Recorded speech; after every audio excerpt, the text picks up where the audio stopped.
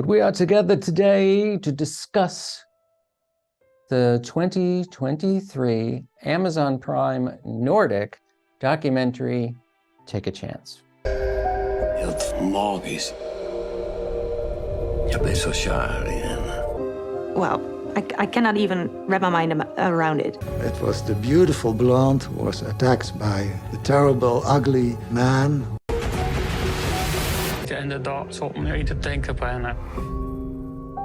Okay, so there's more than just Abba impersonators in this film, but they do serve a very valuable function to say things the psychology experts and others are reticent to say, possibly because of their training in ethics. The terrible, ugly man.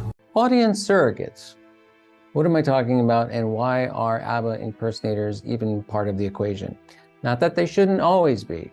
This documentary is packaged as a look into the very bizarre late 90s, early 2000s story where one of the singers of Abba, Agnetha Fältskog, one of the A's, the blonde one, she who sang Dancing Queen. Hello, I'm Agnetha.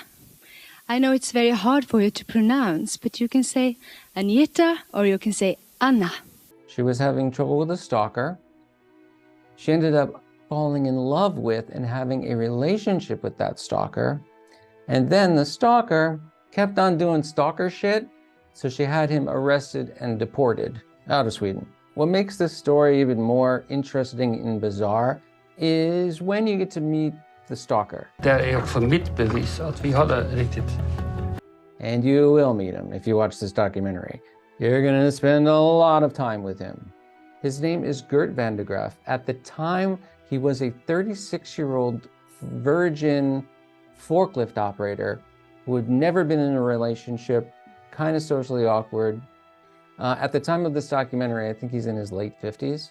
It might strain your credibility that this is the person that was chosen by a woman of such prominence and affluence. But that's what makes it interesting. That's what makes this story irresistible is there more to the story? Does Agnetha have a very interesting inner life? Is there more to this guy that we're not seeing right away, but his charms will be revealed? Hate to disappoint you, spoiler alert. No. And in fact, I don't believe that the story as presented happened. It's been said that extraordinary claims require extraordinary proof. This documentary does not provide any proof, really. The documentary actually presents two possible scenarios. One is he was stalking her, she fell in love, kept stalking her, deported. The other one is that he was a victim of love. He fell in love with her from afar when he was young, and through perseverance and force of will and a can-do attitude, somehow engineered himself a full-on romantic sexual relationship with the woman of his dreams. I do not believe either of those scenarios happened. I think this documentary is disingenuous and using nothing but the text that they present. Like, it's easy to say, well, I went and I looked at other sources and I did some research on my own.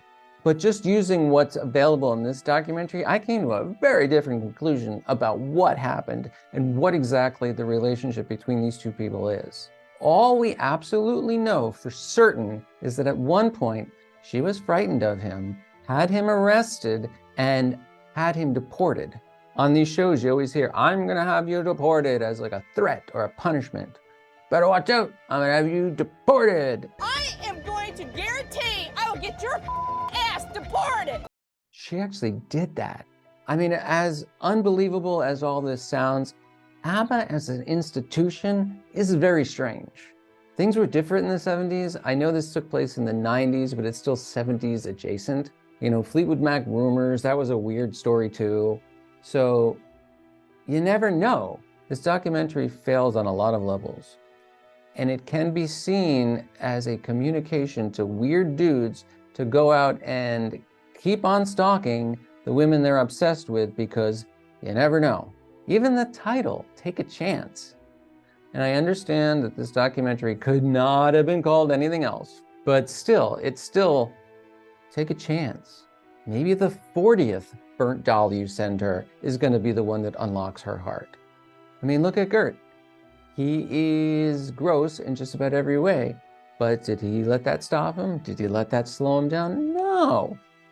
And through his own perseverance, he ended up having a brief relationship with Agnetha from Abba, who eventually got rid of him in a very dramatic way. Now, what's dangerous about all of this is that I don't think a lot of people are going to see this documentary.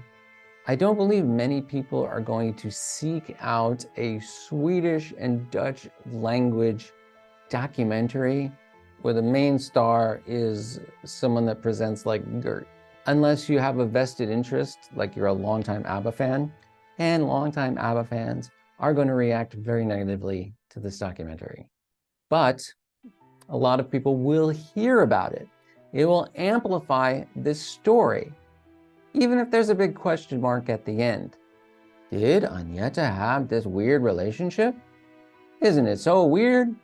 And that's what's going to filter out into the ether. At the least, not cool. And at worst, it's harmful. And it's not fair. So let's take a look at what's presented in the documentary. And then I'll give you my opinion on what I think actually happened. Okay, so let's break this down. Let's take a look at Gert. So to hear Gert tell it, he was a lonely child, neglected, had no friends, miserable, sad, but one day, his whole life changes when he sees Abba perform Waterloo at the Eurovision Song Contest. After that, it's all Abba, all the time, falls completely in love with Agnetha. However, to his dismay, he finds out that she is married to Bjorn, and this must be respected. So he waits until they are comfortably divorced in 1979 to begin his enterprise. And that consists of writing a lot of letters, like a lot of letters. As he gets older, this obsession only grows. When he reaches his 30s, he feels his biological clock ticking and needs to step up his game. So he starts hunting Agnetha all over Sweden. Gert is what I guess you'd call a Swedophile. That doesn't sound great. In that he loves all things Sweden. Got a Volvo, likes meatballs, whole thing. So he learns Swedish and he visits there a lot. He's a very analog stalker. He's been doing handwritten letters, and the main method of trying to find her has been going through the phone book. So he's out there. I don't know how common this name is, but apparently there's a lot of Agnetha Fältskogs in the Swedish phone books. So he's been going around like the Terminator looking for Sarah Connor, just bothering every Agnetha that he could find. Like, you Agnetha Fältskog, where's Agnetha Fältskog? It's over there, Agnetha Fältskog. It's just knocking on doors.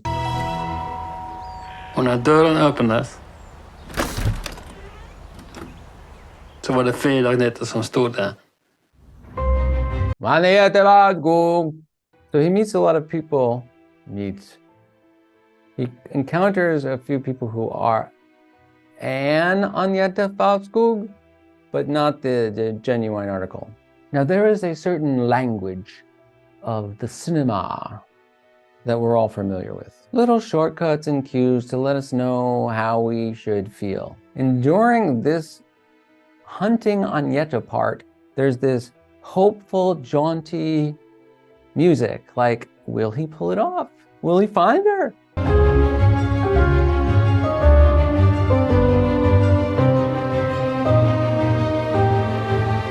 You know, so you're there kind of rooting for him. Like, yeah, I hope you find her. I mean, dude, his luck finally changes when he tracks her to a rural town, maybe a vacation town, called Eckerö in Sweden. And a bartender just says, oh yeah, she lives over there, and draws him a map. He keeps trying to run into her, like he learns of her favorite sushi bar, and I'm sort of charmed that the Dutch word for sushi bar is sushi bar. Så vi ringer de sushi bar. I love loan words. So what happens next is truly astonishing.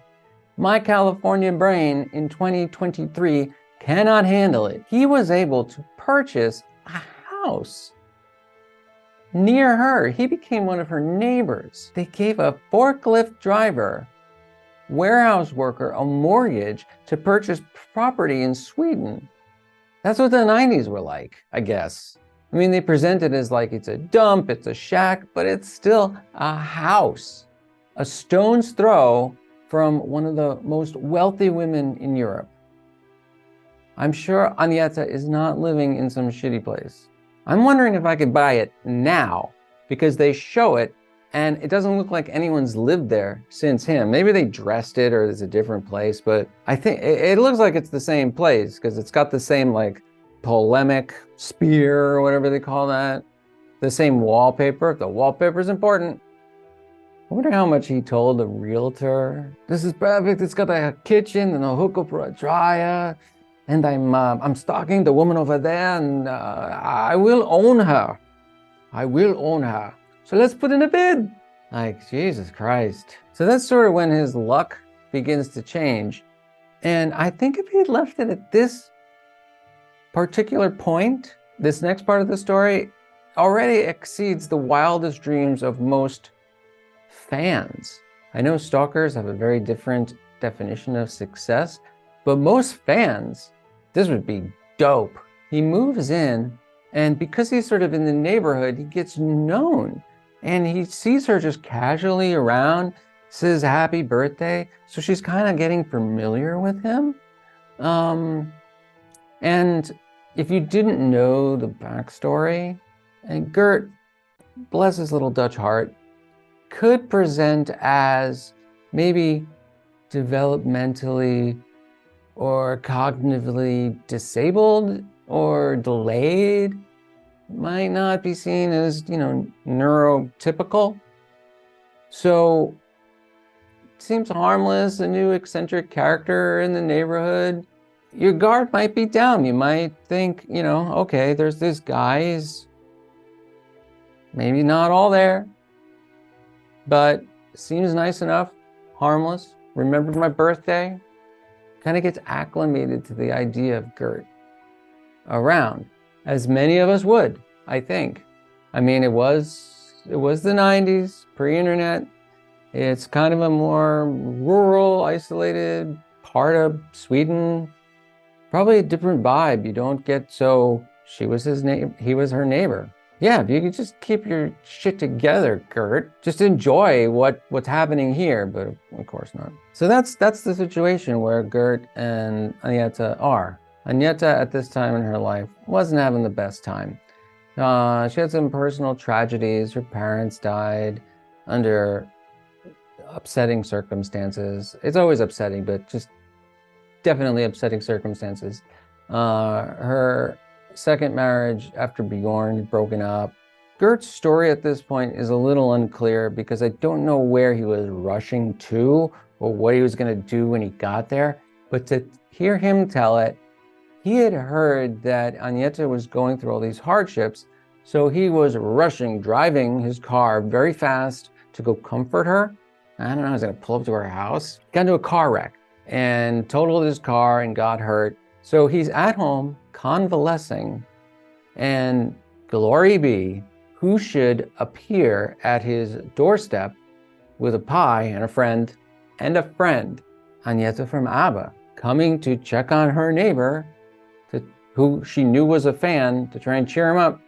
And that part I believe is true, because to hear Gert tell it after her little Make-A-Wish visit to a neighbor fan to check in on him and try and cheer him up after a car accident, she was so enamored, she was so mesmerized by what she experienced in that shitty little cabin that she snuck back alone that night.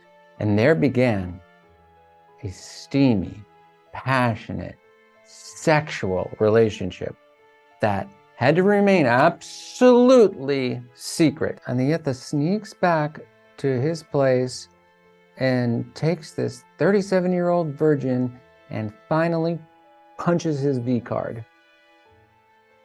The reason that he is a 37-year-old virgin, you remember, is that no other woman would do. So it's quite an accomplishment, despite how hot and heavy and true all of this was. Couldn't tell a soul. So let's take a look at Agnetha. Now, of all the members of Abba, it's pretty clear why he developed a parasocial relationship with Agnetha specifically. Agnetha, of course, or Anna, as her friends call her, is very beautiful, but also looks very uncomfortable. I tend to think of her as the human heart of Abba. And I'll explain it this way. Abba is a very controlled enterprise. The gentlemen, Bjorn and Benny, are just smile machines. They just smiling all the time. Don't really show emotion, except for blinding Swedish smiles and smiles and smiles. The other woman in Abba, Anna-Frid, who goes by Frida, is another story altogether. And as far as like a 35-year-old, one of these 35-year-old virgin type guys, Anna-Frid is a little advanced. She looks like she knows what she's doing. She's self-possessed, confident, in your face. I mean, this is a woman.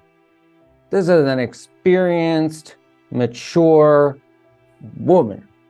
In fact, if you look her up now, and this is true, her official title is Princess Anna-Frid Roos, and she is the current Dowager Countess of Plauen. The Dowager Countess got it going on. Princess Anna-Frid could be a bit intimidating. She's not even Swedish. As far as Frida goes, I'm not saying, oh, well, he picked the wrong member of Abba to stalk, because I don't think he should be stalking any of them, but I am kind of saying that. It would be a different story altogether if he had fixated on Frida. Agnetha, that's a whole other vibe. She does not seem confident. She does not seem to be enjoying herself. Most of her time with Abba, she looks confused, uncomfortable, disoriented, doesn't know what the hell's going on. Why has she got all this attention? What am I doing? You know, there are times where she seems to be enjoying herself, but if you watch her, most of the time, she looks like she wants to cry. I can see how that would be alluring to someone as inexperienced as Gert van de Graaf. Here's someone that looks like she needs someone. ABBA songs in general seem to support that point of view. The main theme of ABBA songs are I want you and I wish you wanted me. We are broken up or in some way distant and I wish we weren't. We are officially broken up and I somehow need to come to terms with that, but it's difficult. And I made out with my teacher and fought in the Mexican-American War. And in the case of The Visitors, I'm in outright emotional crisis. But what do I mean by she's the human core? Okay, that she's the human heart. What I think ABBA fans like about ABBA, I know I do, is that number one is the catchy nature of the songs and the way that the songs are constructed. I mean, ABBA has taught generations of songwriters how to do it. Even if they don't sound like ABBA ultimately, I've always thought that, okay, the Beatles can inspire you to want to be a musician and write songs, but ABBA can like show you how to do it. In the post-ABBA world, many of the great songwriters are Swedish, so much that it's become sort of a cliche, or with Green Day, with this like, okay, no Swedish songwriters, they're only the best in the world at it. No French chefs, no Italian food. But, you know, that kind of stems from ABBA. The second thing that I like about ABBA is that they're very technical. You don't hear about this a lot, but ABBA couldn't exist as it was without like technical advancements and studio tricks. There's a whole lot of, just tons of overdubs and vocoders and just this relentless double female vocal right down the center, like zap, just coming out of a cannon at you. Except for a couple of awesome exceptions, that doesn't leave a lot of room for emotion exactly. Emotion still comes across, but not like, you know, Mick Jagger singing Angie or whatever. You've got the guys smiling, and you've got Frida smoldering, and then you've got Agnetha looking human, looking overwhelmed, looking in need of comfort, and singing about how I wish you loved me the way I love you. And that's sort of a recipe for, oh, I will treat her well, I will save her. She's not going to be threatening to me like fucking Frida would be. I can protect her, I can comfort her. So I get it. I don't get it to the Gert extent. Now, Agnetha after Abba kind of dropped out of the spotlight. And in this particular period of her life, she was very reclusive. Swedish Greta Garbo. Just wants to be alone, as they say in the documentary. So those are our two main characters. And that's what they were doing up until the time that Gert says they got together. So let's explore their relationship. To recap, Gert moved out of his own country of the Netherlands, moved over to Sweden, bought property near Agnetha to be close to her, wrecked his car, and then while he was convalescing, she came over to say hello and to cheer him up because she knew he was a fan. According to him, later that night, she snuck back alone and thus began their torrid but secret affair. So let's talk about this idea that it's secret. Again, this is all according to Gert, because Agnetha will not talk about any of this. It was definitely a physical, passionate love affair. He's not saying they were just fuck buddies, because that would be crude. They were really like in love, but she had to pretend he didn't exist and would not acknowledge his presence. Although Agnetha had a nice house down the street and property and places to go in Stockholm, they would always have their assignations in Gert's shitty little rundown shack, because that's the way she wanted it. However, he says that they did go out in public. They went to restaurants together. They went to movies together. I don't believe she was wearing a disguise. She might be recognized anywhere, but in Sweden, I mean, this is her hometown. She's pretty well known in Sweden. It's not like New Hampshire, Palo Alto, or wherever, where she could probably blend in. People would notice her and notice that she was with some weird guy, but no one did. Also, as far as keeping it a secret. All right, this should tell you a lot. Even though he's an obsessive collector who has major problems with boundaries, for whatever reason, he's saying that this boundary was sacrosanct. Never crossed it, except for the time I brought it up in a job interview. Gert skulle ju anställas hos en kunden och så säger han till mig så här att jag kan inte anställa Gert. Och då tänkte jag så här, det ljuger. Jag har sett att han är tillsammans med Agnetha Fältskog. If he's bringing it up in a job interview, that's not keeping it secret. Yeah, he's like, yes, I know I've much experience driving that forklift and I'm very familiar with this inventory system, and also I'm in a very passionate affair with Agnetha from Abba. The blonde one. This is a job interview. And they called his forklift agency and said, this is a fucking guy. So yeah, he wasn't keeping it a secret. He also told his Abba pen pal friend, who he completely skeeved out. Noe som ikke helt stemte. Jeg trodde at det var noe fantasi, og som han involverte meg i.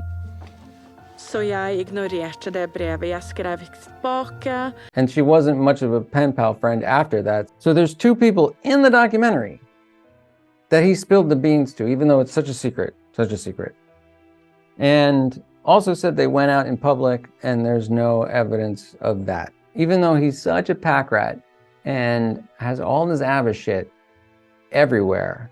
He didn't have a special napkin, no keepsake, no champagne cork. He says he didn't keep anything because he respected her too much. He respected being her shameful secret. The other thing that's kind of weird, if I was dating someone, if I walked into her place and there were all these photographs of me from 25 to 30 years ago, I would be a little put off by that. Like, you know, I've gotten older. A lot of stuff has happened in the past 3 decades. So if this is like the frozen, idealized version of me that you like, actually, I don't know. Depending on where I was in my life, I might lean into it.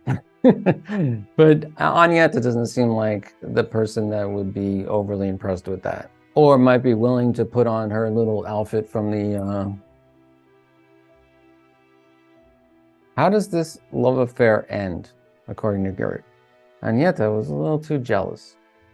He says they went to see a film and apparently he liked the actress a little too much. Pretty young thing by the name of Helena Bergstrom. Agnetha was saying, you were looking at her.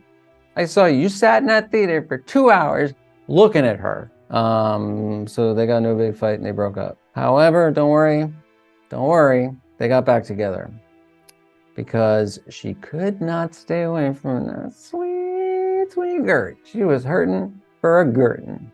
God. So yeah, they meet up again, they get back together, they start going at it, and then the real end, there is no reason. One day, she just broke up with him and said, I'm never going to talk to you again. Because she's a meanie. She's a big old blonde meanie. No reason, just see you later. Stay out of my life. I mean, he was never going to let that be the end of it. So that's when he picked up his letter writing campaign again. Because it had been so effective in the past, he just starts writing her hundreds of letters. I want you back. I love you. Blah, blah, blah, blah, blah. Does not work. Here's where the fun turns ugly.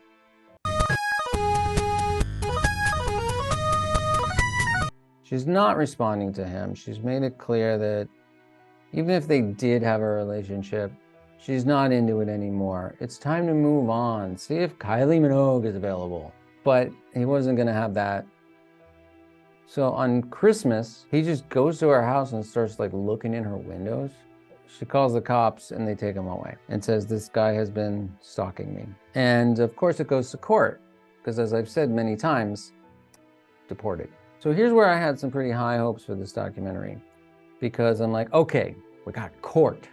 We got documents, we got testimony, we got all kinds of shit. I'm gonna see if this is real, because I keep being told that Agnetha admits to the affair. I don't really see that happen.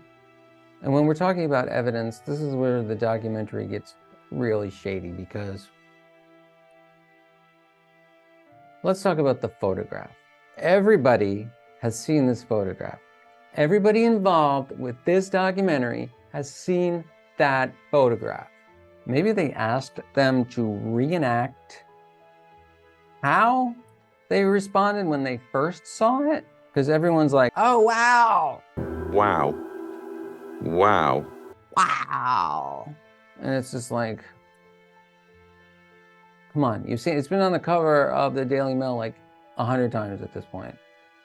And it doesn't prove fucking anything. I believe it to be a real photograph. I do not believe it proves what Gert would have us think it proves. Sitter här där hand till hand och bara kär. Du kan se det. They are not hand in hand on that couch. Agnetha has her own hands entwined with one another. He says it was taken by his mother, who does not participate in the documentary. I think it was taken by the friend that came with Agnetha, so that the guy wouldn't get too weird. If it got weird, she'd at least have a friend with her. I mean, that's the biggest smoking gun that proves they knew each other. Like, yeah, they knew each other, they were neighbors. And what are some of the other pieces of evidence that are compelling to me? We don't hear Agnetha testify really, even in Swedish, or even read a transcript. The most compelling piece of evidence is in the police report. She says something like, "He never hit me, but it seemed to be heading that way." Now, the "he never hit me" or "he never got violent" could be interpreted as, when we were together in our intimate partnership, he never physically abused me. And that's what Gert and the filmmakers would like you to take away from that. It also could mean when I went over, when I saw him around town, because he was a fixture in this small town, he never physically menaced me until the night that he physically menaced me and he got arrested. So there's still not that much there. They're not enough, man. Not the extraordinary proof of the extraordinary claim. When the documentary goes, "All good, oh my God, she totally admitted it," they don't really back that up. They show a lot of headlines that are in Swedish. And it's still not entirely clear to me under what circumstance Agnetha said the famous quote of, "He wore me down, and I wanted to get to know him because he wore me down." Even then, she never says anything like, "and we were lovers, and I was attracted to his smile, and he was so funny, so that's why we became physical lovers and had a romance." She never says anything like that. Maybe she does, but I think if she had, that it would be front and center. But we don't see or hear anything like that. The bottom line, I'm gonna tell you what I think happened. I think from Agnetha's point of view, she's a very nice person. She has a sweet demeanor and cares about her fans and cares about people. And she heard that the weird guy that's hanging around that wished her happy birthday was in a car wreck and was a big Abba fan. So she would walk next door and say hello, take a few pictures, cheer him up, you know, just be a good neighbor and a good person and a good celebrity. And he took that and turned it into all this bullshit in his brain. His mushy, mushy brain. That really is a big bummer, because it just teaches people and it teaches celebrities, no, don't engage, don't be nice, don't reach out to your neighbors. You know, you gotta keep distance and not get involved and not do nice things, because people are gonna get weird. And they're gonna start looking in your windows at Christmas and going, "Agnetha, our big love affair that we had," and being in documentaries and broadcasting to the whole world about how we were fucking every night. And it was so great until you couldn't handle some actress because you were that petty. Apparently there's this epidemic of loneliness and everyone is having trouble with social connections, and we're not friendly to each other and we don't support each other. And then someone does, and this happens. It's a big pain in the ass. That's going on 23 years later on Amazon Prime Nordic. Gert, for his part, has no idea that he's done anything wrong, that this is weird. He's mostly upset that people don't believe this happened, because it probably did not.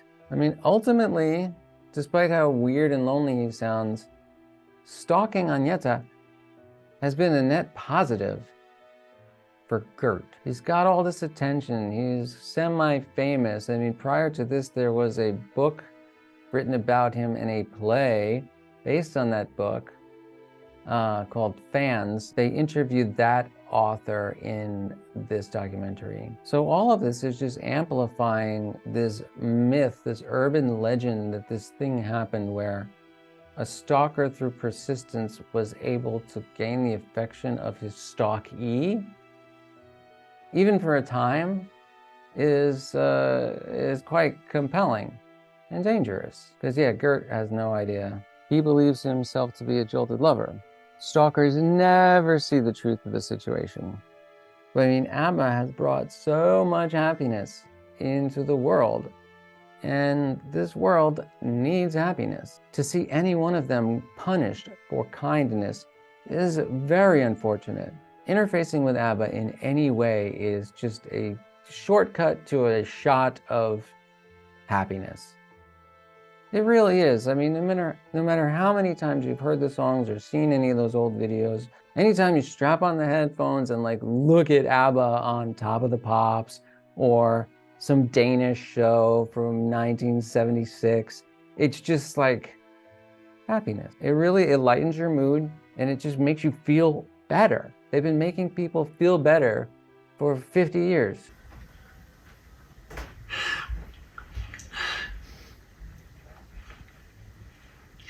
All right, can we talk about something a bit more cheerful? Anything you like. Do you like Abba? I love Abba. Yeah? Yeah. In fact, Abba received the best YouTube comment of all time, one of my favorites, and it's on the Chiquitita video. And it says, "Dear parents, just because your child is smiling at their phone doesn't mean they have a boyfriend or girlfriend. They are just watching this masterpiece." What that? I don't know. So hopefully I've made my case and I've convinced you don't really need to watch this documentary. It's not that great. You don't really need to spend an hour listening to Gert. And it doesn't really prove anything, and who knows? Maybe they did. I don't know. I would have liked to see more proof. I mean, I'm glad that Sweden was responsive to Agnetha and took it seriously. I don't know if that would have happened if she was just a regular person. There's plenty of victims of stalking where the police don't take it seriously or the courts don't take it seriously. So I'm glad that in this case, because of her prominence, that this was taken care of. But remember that there's a lot of people out there that are dealing with this and don't have her resources. Shit like this film doesn't help. Even if it doesn't make it worse, it does not help. No one thinks they're a Gert. But there's a lot of Gerts. Don't be a Gert. Don't be a Gert. Thank you. My name is David. I will talk to you soon.